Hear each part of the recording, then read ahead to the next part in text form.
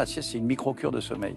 Et si vous êtes en déficit de sommeil, on sait qu'à partir de moins de 6 heures de sommeil, épidémiologiquement, vous avez des risques d'hypertension, même de problèmes cardiovasculaires. Donc le fait de faire la sieste permet de minorer finalement ce déficit de sommeil chronique que l'on a, qui a des effets cardiovasculaires. Et il y a d'autres bienfaits concrets sur la santé? Ça, c'est des choses qu'on a fait justement avec les gens de l'armée, où on a mis des gens en privation de sommeil. En faisant des siestes d'une demi-heure, on a vu que le système immunitaire revenait à la normale alors qu'en privation de sommeil, il descendait.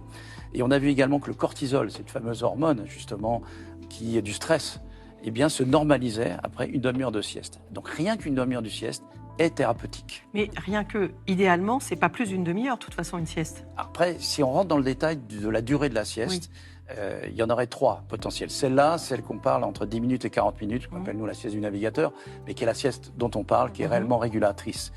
La sieste dont on parle le week-end notamment, ou en vacances, c'est celle qui dure en moyenne 1h30. Mais 1h30, c'est une moyenne. Il y a des gens qui font des cycles génétiquement d'1h15 et d'autres 1h15.